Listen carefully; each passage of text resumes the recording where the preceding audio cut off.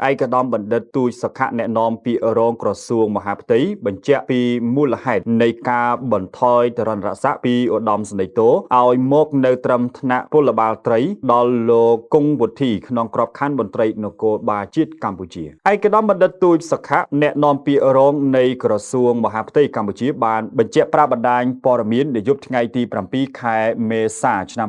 2026ពីមូលហេតុនៃការបន្ថយទរណរស័ក្តិឧត្តមសេនីយ៍តូគង់វុធីអគ្គនាយករងនៃអគ្គនាយកដ្ឋានអត្តសញ្ញាណកម្មឲ្យមកនៅត្រឹមថ្នាក់ពលបាលត្រីក្នុងក្របខ័ណ្ឌមន្ត្រីនគរបាលជាតិកម្ពុជាអ្នកនាំពាក្យរងក្រសួងមហាផ្ទៃបានឲ្យដឹងថាក្រុមការងារជំនាញនៃក្រសួងមហាផ្ទៃបានស្រាវជ្រាវរកឃើញថាលោកគង់វុធីទទួលការពឹងពាក់ពីអ្នកដទៃជាប្រាក់សម្រាប់បំពេញការងារតែធ្វើមិនបានជោគជ័យនិងកិច្ចវេះមិនប្រគល់ថវិកាត្រឡប់ទៅអ្នកពឹងពាក់វិញឯកឧត្តមបណ្ឌិតទូចសុខៈបានបន្តថាក្រុមការងារជំនាញបានរកឃើញថាលោកគង់វុធីប្រើប្រាស់ឋានៈនិងសិទ្ធិអំណាចក្នុងក្របខ័ណ្ឌរដ្ឋដើម្បីផលប្រយោជន៍ផ្ទាល់ខ្លួនជាពិសេសលោកគង់វុធីមកបំពេញការងារមិនទៀងទាត់ហើយអវត្តមានលើសពី8ថ្ងៃឡើងលើសដែលមិនមានច្បាប់ទម្លាប់និងមិនមានមូលហេតុត្រឹមត្រូវឯកឧត្តមបណ្ឌិតទូចសុខៈបានគូបញ្ជាក់ថាលោកគង់វុធីមិនមានការសហការល្អប្រសើរនោះទេ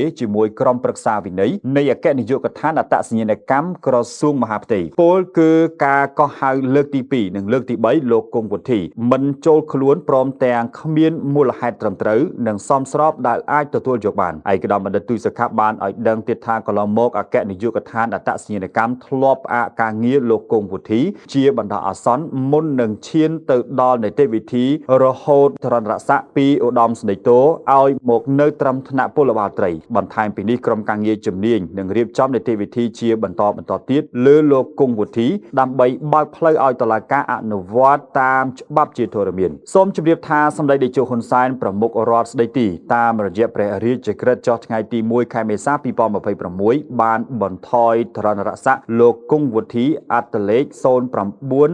09841ពីឧត្តមសេនីយ៍តូឲ្យមកនៅត្រឹមថ្នាក់ពលបាលត្រីក្នុងក្របខ័ណ្ឌមន្ត្រីនគរបាលជាតិកម្ពុជានៃក្រសួងមហាផ្ទៃសូមជម្រាបថាលោកគង់វុធីធ្លាប់ត្រូវបានក្រុមប្រឹក្សាវិន័យរបស់អគ្គនាយកដ្ឋានអត្តសញ្ញាណកម្មបានហៅលោកគង់វុធីអគ្គនាយករងនៃអគ្គនាយកដ្ឋានអត្តសញ្ញាណកម្មមកសួរនាំដើម្បីស្រាវជ្រាវលើករណីដែលមហាជនចោទថាបានទទួលប្រាក់ពីជនបរទេសកាលពីអំឡុងចុងខែតុលាឆ្នាំ